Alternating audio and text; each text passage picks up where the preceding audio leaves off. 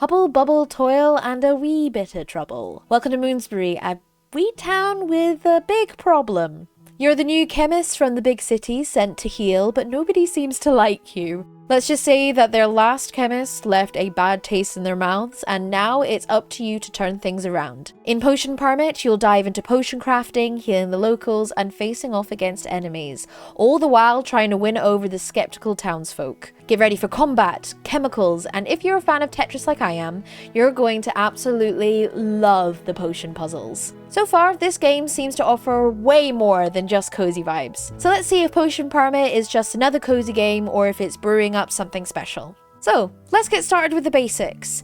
Potion Permit doesn't just drop you into a village and say, go, craft some potions. There is a huge map to explore, and each area with its own distinct resources. You'll be gathering herbs, minerals, and rare ingredients from different biomes, everything from dense forests to snowy mountains. And it's not all peaceful foraging, you've got enemies to deal with too. You're equipped with basic tools like a hammer, axe, and sickle, which double as weapons too. Combat is simple, but it does get the job done, and defeating some of the more aggressive enemies scratches that itch. Thankfully though, if you're only up for foraging, you'll find that not all enemies wish to hurt you. But it doesn't stop you from giving them a wee slap for the resources though. The map also keeps expanding, with new areas unlocking as you progress the story, and giving you access to even more complex ingredients. On top of the wilderness, you'll discover the sheer size of the town map also. I'll admit I have got lost from time to time, but thanks to the banners a la fast travel system, it made things a heck of a lot easier. The town is your standard town, with different NPCs dotted about, with some being an optional romanceable character too. Although the town is pretty large, with so many townsfolk, finding them isn't too hard when you have your fluffy pal by your side. Now let's get to the core system of the game, potion crafting. But it's not your usual click and collect system. It's basically Tetris with ingredients. Each herb or mineral has a specific block shape, and you need to fit them into a puzzle grid to craft the potion. As a huge Tetris fan myself, I absolutely love this feature. It's more than just picking items, it's more about making them fit, and it's surprisingly satisfying. Along with the potion making, you'll somehow have to have a medical degree, as on random days you'll find that some townsfolk will appear in your medical bay. You'll have to diagnose them via mini-games, and using that knowledge you'll have to whip up the correct potion to cure them. The further on you get, the complexity ramps up with the higher level potions, forcing you to strategize which ingredients to use and how to slot them in. It's challenging, yes, but in the best way possible. If your patients end up stacking up, you really do need to think ahead, otherwise you have to go out and fight more enemies for ingredients. But in a way, I find this keeps the game a lot more challenging and engaging. Now let's talk about one of my other favourite features, your dog companion. I personally would have loved to have a cat running alongside me, but you know, it's a fur baby no less. Yeah, I had to name him Brim after the best small boy in one of my D&D games, because it's a rule, you have to do that.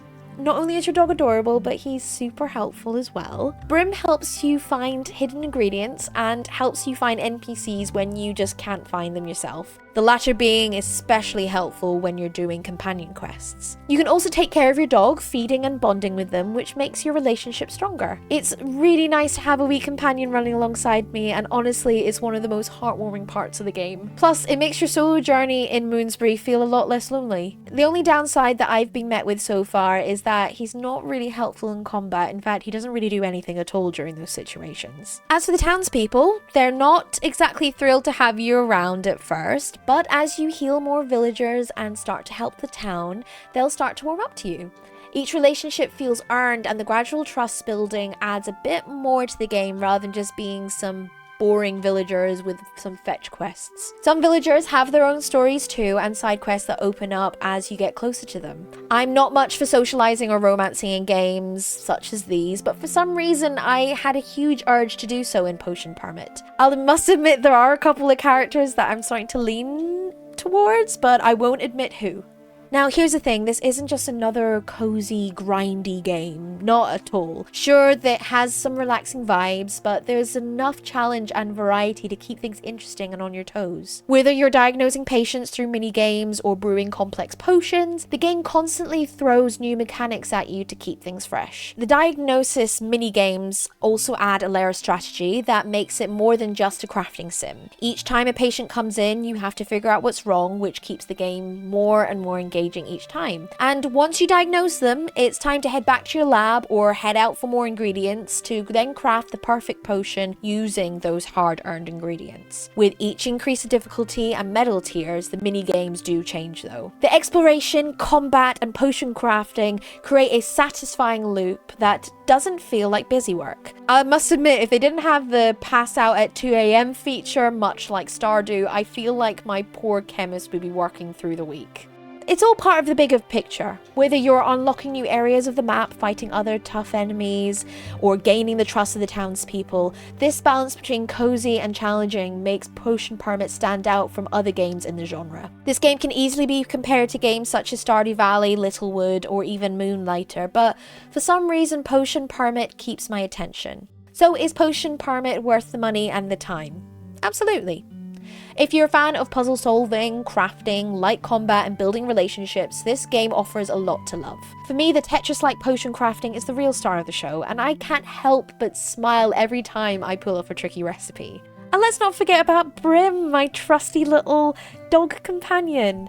I feel like naming him after Brim Smallboy, the NPC for my D&D game, made it a heck of a lot more personal, and having him by my side made the experience more alive as well. Add that to the meaningful relationships you build with the villagers, and you've got a game that's cozy and not at all mindless. Potion Permit isn't just a grindy crafting game.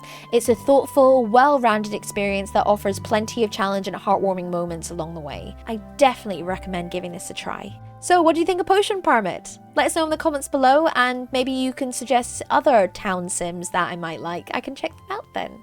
If you enjoyed the video and found it helpful, give it a little like and subscribe to the channel. And in the meantime, thank you so much for watching and have a good one. Bye!